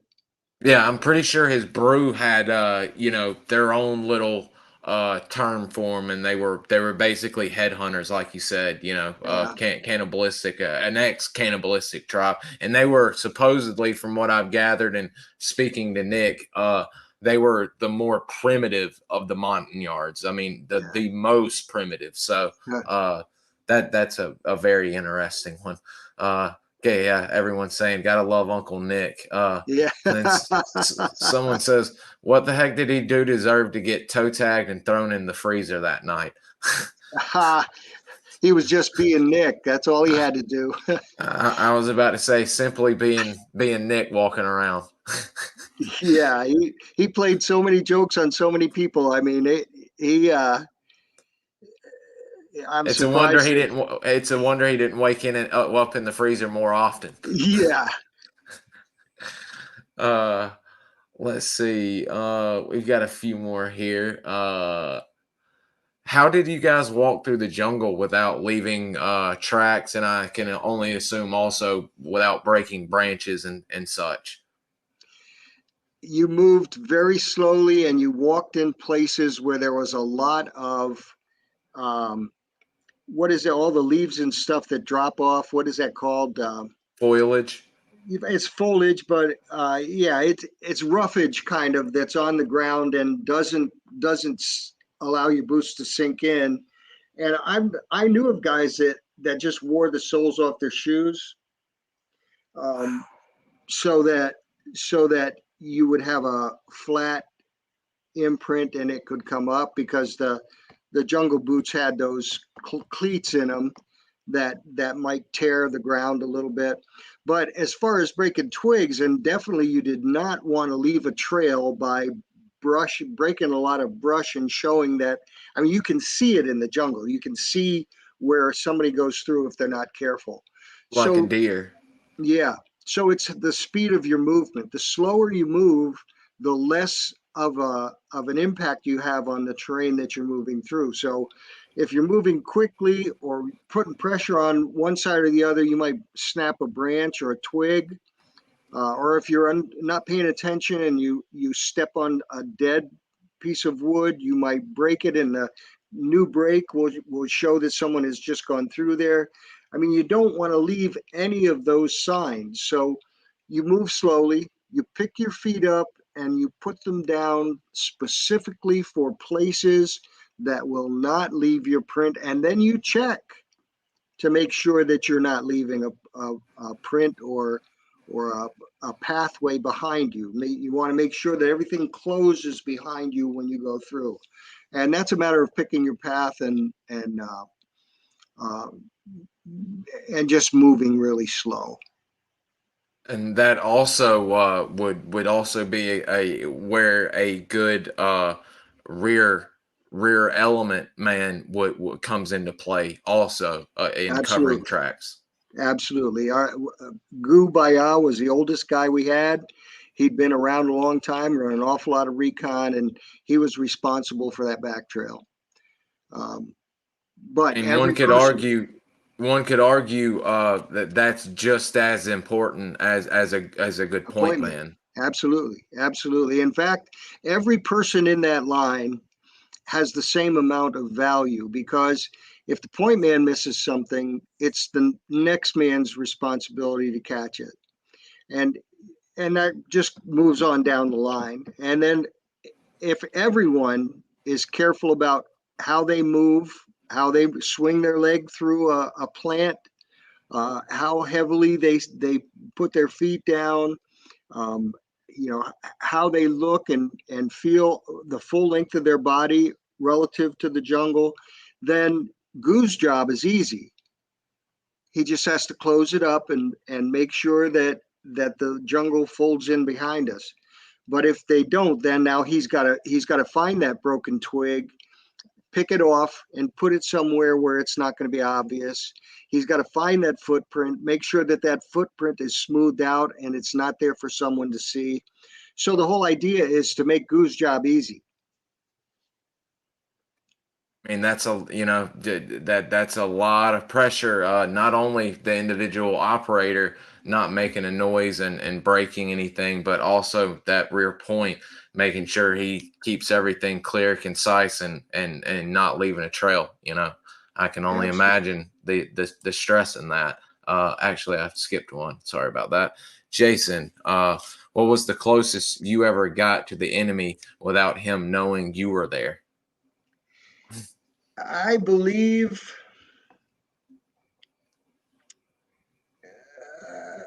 I'm not sure how close I have been on every occasion, but I think I have been close enough to reach out and take something out of his pocket. Way too close for comfort. That's how close, Jason. I Uh, wasn't particularly happy to be that close, but you pick a spot in the jungle, you burrow in, and you're observing let's say you're observing a trail, and all of a sudden somebody comes walking along off the trail. Um, you need to be sure that you have placed yourself in a situation where you blend into the jungle so well that it's too thick for that person to see you unless they part everything to specifically look for you. We taped everything so that there was, most of us didn't carry anything metal other than our weapons, but you wanted to make sure that nothing you had in your webbing or on you would make any noise if you moved. You definitely wanted to be able to not move and maybe even hold your breath when somebody comes close by. But um, yeah, Yeah, that's probably the scariest thing that I've ever sat through, really. I get goosebumps even thinking about that. Infantry, what was your standard procedure for staying in the field overnight? Site selection, security posture, and what were sleeping arrangements? Uh, when we were in the field overnight, typically we would find a place that is very, very, very heavily um, foliaged, and we would spread out in a way that you could touch each other if you needed to. Um, some people, I mean, some people took ground claws. Most of our guys did not. We slept on the jungle floor. Um, we took when I say slept, I want to be very careful with that word because we took pills to stay awake and to prevent ourselves from having a bowel movement. So sleep deprivation was common, but if you got really tired, as long as you didn't snore, it was okay to get a little shut eye. But typically, we tried to just rest at night. Just pick a spot that is not a place where you would expect somebody to come poking around, um, and get off of the trail, away from. We never walked on trails anyway, but just get away from anything that you might be a high traffic area. Um, Security posture. I mean, a security posture relative to a team. I don't know if you're asking if we would set up some kind of a perimeter, and the answer to that is absolutely not. Security really lied in keeping quiet and and just blending into the jungle. Um, and here again, sleep arrangements that if you're going to sleep, no snoring, or there was if any noise at all came out of you, the guy next to you would squeeze your arm or leg and keep you awake. But Are you yeah, all in a wagon wheel, sleeping back to back to back to where you can touch, or how are y'all laying right. about? Yeah, no, we didn't use wagon wheels. More of a staggered thing in a line, usually. Um, so there would be uh, a person. I can't get my okay here, and then a person here, Okay. and then a person here, and they would be in a configuration where So everyone can reach out and pass down the line. So, yes, and of course the only way to be able to actually everyone touch everyone without moving would be to lay in a situation where all your heads are facing in the same direction. But we didn't do that. We at least staggered every other person, so we've got a kind of a feel for both sides of our encampment. But yeah, I don't know that there was even any training on how to do that. Um, but the idea was not to sleep. I was about to say on no poop pills and green hornets. I don't think there's much sleeping going on. No. uh, let's see.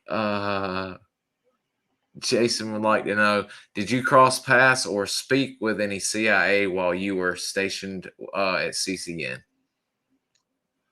Um, I do not recall any interaction with a CIA agent um, who identified themselves as a CIA agent. Let me put it that way.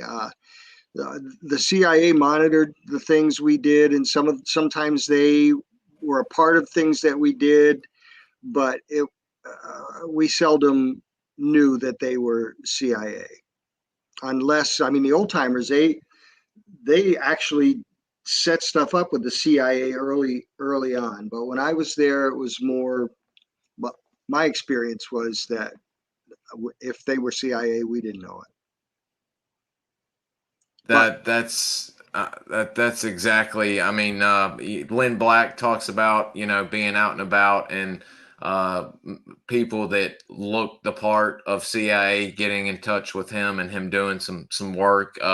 Khartoum, I just recently found out there was a Phoenix branch or office, if you will, down the road in Khartoum. There was a CIA little out annex, if you will. So they were around, but like you said, they weren't walking around, hey, I'm the CIA, and Yeah, you got any information for me?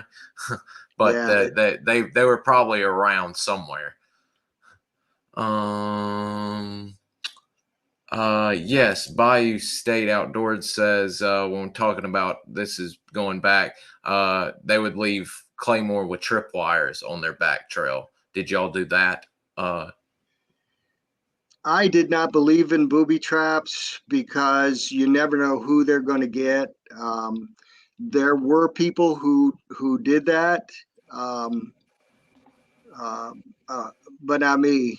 No, I I always had this. I didn't like booby traps to begin with because they're indiscriminate. Um, I prefer to choose my target and eliminate the target because it's a target of interest, um, or a target of opportunity. But just leave. Now, as I understand your statement, it was your someone was saying that they were being followed. They knew they were being followed, um, so they set up booby traps. Um, I could understand that, um, but if I felt like I was being tracked, I would rather do a loop and come back and ambush them so I see what I killed, and didn't kill an endangered Bengali tiger or something by mistake. I I was a very deliberate, um, reconnaissance soldier, and I just felt more comfortable that way. Speaking of the Bengali tiger, did y'all have was the tiger at CCN when you were there? I know there was a tiger that they had chained up that they'd occasionally let the incoming prisoners, if they were trying to play tough, they'd let them see the tiger. But I was curious if he was there or not when you were there. No, he was gone. Okay, I Yeah. think he actually ended up in Atlanta, if I'm not mistaken, at the Wow. Atlanta Zoo. I'll need to Wow. check my sources on that, but that I can only imagine that the NVA coming out of the field and a full-grown Bengal tiger's on a leash right there as you're walking in to sit down. Yeah, that uh, would cause me to pause. that they'd have to clean up the floor when we got done because Yeah. I would have left a little surprise on the ground. Any wild stories with insects, snakes, or animals in the jungle? Uh, I've seen. Uh, well, we were attacked by monkeys on Monkey Island. We did a practice mission out there, and it was also a mission just to get around the island, make sure that it was clear. But the first night they were just pelted with whatever they could throw at us from the trees, and a couple of guys wanted to shoot, but of course we couldn't do that. But uh, yeah, and then one time I jumped out of the chopper and split my jumpsuit in the crotch, and I lay down to rest at night and woke up with leeches on my scrotum. And I have to tell you, that is a very uncomfortable feeling.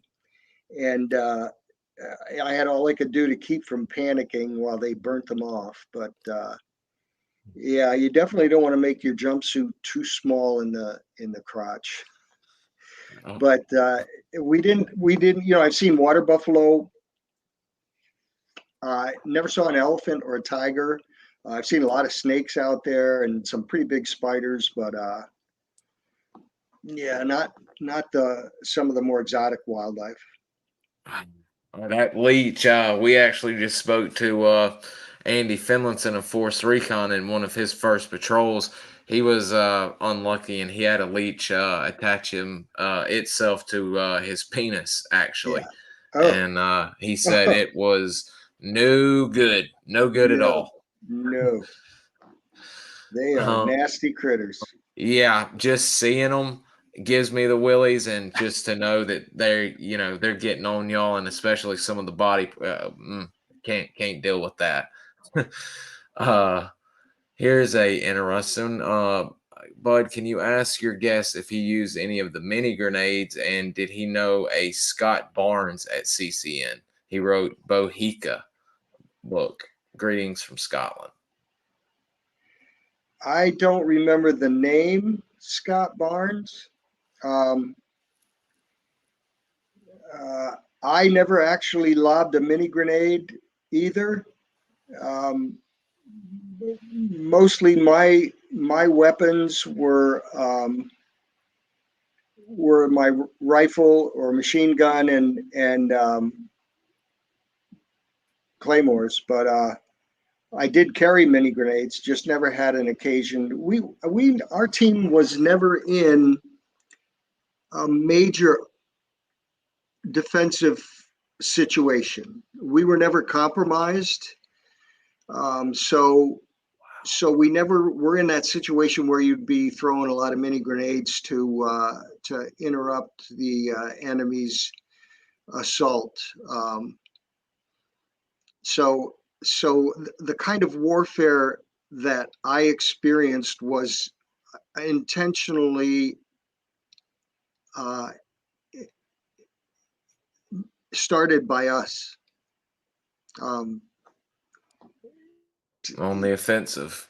yeah, yeah, we never had to fight our way out of a mess, and I'm knocking on wood. But I think we planned very well and we executed very well. We were all three of us Americans were very good in the field, and our Rade were very well trained. I think uh, for the things that we were doing. So um, I like to think that that whole combination worked out really well. Wow, that's amazing. We've actually got a Sogman's son, Jason Dameth. His dad's point man stepped on a bamboo viper on a training mission. He opened up on full auto, thus compromising the mission. Uh, Compromising the the, bamboo. the training and the bamboo viper, I'm sure, were compromised. uh, Yeah, his, his yards got spooked one time as well, seeing tiger tracks. He calmed them down, but on the remain overnight position, one of the yards blew his claymore once again, and it was compromised as well. yeah. Um, we saw tracks in the jungle. None of our little people ever got particularly excited about it. Uh, I don't remember any of them ever being spooked about anything. They were a real level bunch of guys, and we pretty much were too. I think. Um, I've seen some pretty big snakes. I can't tell you exactly what they were, but I mean they've been very close to me, and as long as he's not trying to wrap himself around me, you know, Move on I'm not. about your business. Yeah, just and he must have felt the same way about us. He let us go on about our business, but you know, I know on a training session, we're on a survival course. I caught about a 6 foot, 5 foot rattlesnake and cut his head off, and we cooked him in our survival pot. But that was a different kind of training there. I mean, survival foods and trying to survive when you got a bag of rice and a knife and that's it. That's a little different than the situation we were in the jungle where you don't want anybody to know that you're there. So we tried to leave the animals alone and short of anything ever trying to actually assault us, I think we just soon leave them. Wow. Mm. Yeah, they don't call SF snake eaters for nothing. No, they don't. Um, did We're getting towards the end, and I've got some photos of John to show. There's a new book out on John that really goes into a lot of detail about what happened. That's him down here on the right Yeah. at his 1-0 class. Um, and just the utter ordeal that he went through. And How far along was he getting off the aircraft that you were getting on, or had you left and he was coming in on another one as y'all were leaving air to air, so to speak? You mean a Hickory? Yes, sir. No, he was there when I got there, and uh, John. Boy, now I feel really bad. The commander of the hill was a guy named John. Jones. No, John, Oh, JJ and Caviani were not. Um, Gosh, John. I don't say his name very often, but Valersky, Captain Valersky. Valersky. Yes, Valersky. He was the commander of the hill. So the morning that we got attacked, Valersky came and got me and Larry Page and took us out to the eastern slope. Stanfield was already there, and Sergeant Hill was bringing a squad of brew back in up the eastern slope because they had been outside turning claymores back around. I guess the NVA had gotten into our wire and turned our claymores around so they'd be blasting at us. Hill took a group out and they turned them back around. Um, Valersky got hit by the first RPG rather, and the left cheek of his butt got blown off. Um, and then Stanfield got hit, and then Stanfield and Valersky went back to um, the helipad to get medevac, and then Page and the Hill went back to the other side too. I don't know where he went, but he had cut his hand in the wire, and I think he was medevac with the other group. Then another RPG round hit right underneath me and didn't go off. The fins were sticking out of the ground, but it didn't blow. And then when I looked around, Larry Page had left, and so had the brew. So I was there by myself the rest of the day. But I didn't see John Caviani until we were being evacuated around 6 o'clock in the evening, and he was standing next to JJ. I handed him the radio. He ordered us to get on the chopper, and he stayed with his brew. That's Hill and Caviani behind him. Yeah, I Wow. see the bandage on his hand. That was after he had come in through the wire. Oh man, I mean, so this is actually correct. That I mean, this is in the middle of things. Is it starting to Yeah, go downhill? yeah, yeah. They're back on Oh, the other side by the ammo bunker. oh my gosh, jeez, Louise. So at that time, when are you evacuated from Hickory? How early? That morning? Are you evacuated? No, it was at night, just a little bit before sundown. I came in. I was called in from the uh, eastern slope to evacuate, and I brought the radio and gave it to Caviani and JJ, and got on a helicopter with Page and about 6 or 7 brew. One an interesting side note, one of the brew was hanging on the strut when we were taking off, and the pilot said to me, "Get him off the strut, or all of us will go down." So I pointed my AR. Now these are our little people, but I'm not. So far, I'm not in a relationship with these brew. And I really didn't understand the bond between the yard jet. This is my first combat, so I point my AR at the guy, and he lets go of the strut, and the pilot regains control of the helicopter. Well, Paige anyway, was mad at me for threatening to shoot this guy, when if I didn't, Pull the helicopter down. yeah. So, the pilot was very clear though in his order, and I carried it out. But yeah, that guy lived, by the way. He fell a couple hundred feet, but he lived. And uh, what happened after that, there's all kinds of speculation. But Mm-hmm. I was on a chopper the next morning with a camera taking pictures of. I've got those I'm bringing up right now, as a matter of fact. A Okay, before and after shot that I'll yeah, let you describe. yeah, that's the before shot, and you can see the pit there for the uh, mortar. And just underneath the window strut here is where the 50 cal is, just to the right of right in there, to the right of right in there.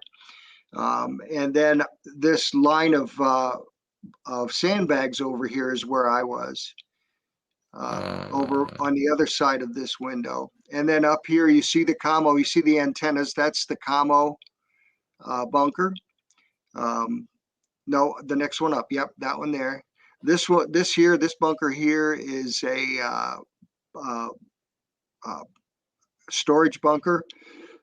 Up here, you have the ammo bunker up here on the right, and the heel pad is right up there too. Yeah, and those are all places where the little people were sleeping. And but that's the western end of the slope. And the thing about this mountain was you couldn't climb up it on three sides. The only way to attack uh, Hill 950 was across that saddle from 1015, which is over here in this lower right hand corner.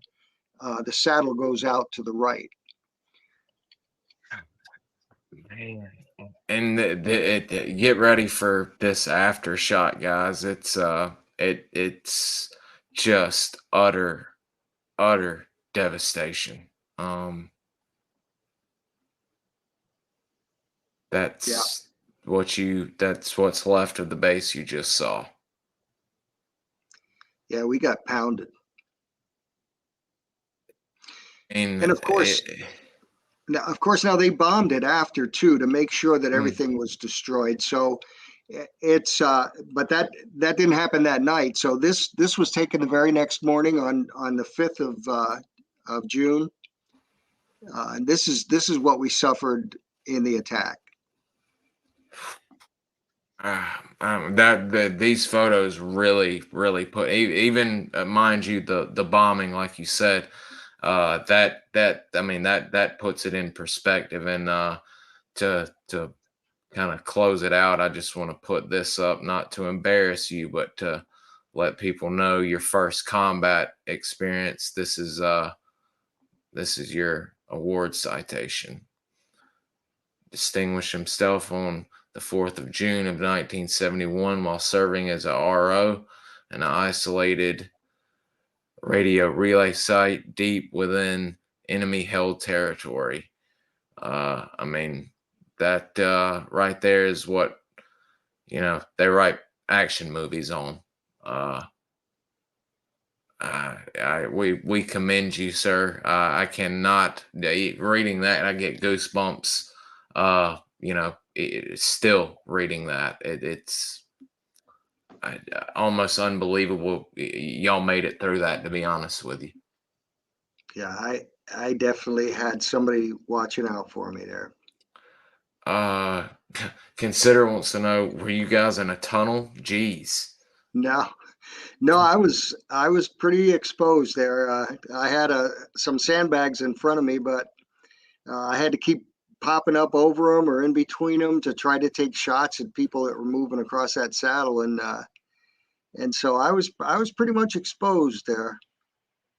And you Now, came out with no Purple Hearts, no big injury. No, no, no, wow. You know, I was in three very intense situations, and um, I don't know why, because there were certainly plenty of bullets flying around, and there was plenty of mortar and RPG and bullets, and it's just I must have been living right. I don't know. Yeah, you had the Lord looking out for you, and you had Absolutely. some the just enough luck on your side. That's just amazing, and I'm so glad we've finally been able to get you on here, and hopefully we might can have you back on to share with us if you'd ever be open to. We've covered a lot tonight. I've had you almost 2 hours and 15 minutes now. Is there anything tonight before we close out that you'd like to share with us, or get off your chest, or share with the group? I, you know, I really appreciate you having me on, Bud, and I'm glad you good folks out there took time out of your day to spend it here with me. I I want to say that the experience with special forces shaped my life forever. I mean, I became a very aware individual. I pay attention to everything. Some people think I'm hypersensitive, but to us SF guys, it's not hypersensitivity. It's simply being aware phenomenologically of our environment so that we make the right decisions because we have the right information. Um, it has made my life into a wonderful journey, through parenting, through a career in criminal justice, and through an educational career. And I look back and think about how intentional I was, and how surgical we all were. And I am so proud to be able to tell you, sit in front of you today, and tell you stories about SOG operations back in the 60s and 70s, 70s for me. But um, it's been a wonderful experience, and it has made my life into a wonderful experience as well. So I appreciate, Bud, you having me on here. I appreciate you folks taking the time to be with us here, and I would be happy to come back and talk with you anytime. That means a great deal, and we're getting a lot of thank yous, and thank yous for your service, and spending your evening with us. It always means a lot to not only to get veterans, but especially SOG veterans to come on, and because of y'all's secrecy clause, and what y'all are doing, it just means the world to us, and especially I can speak for the viewers and the people that get to ask questions. It means a lot to get to ask y'all and get to hear the words, y'all's story straight from y'all. So thank you, and I'll definitely be getting you back on. We'll want you back on for sure. Great, great. That's pretty much it for the night, guys. We're gonna shut it down, and I will keep y'all updated, and be in touch with y'all later. If you want to stay on, Mr. Ralph, I'm gonna end the stream, and I'll tell you goodbye as well. Okay. We'll see y'all later.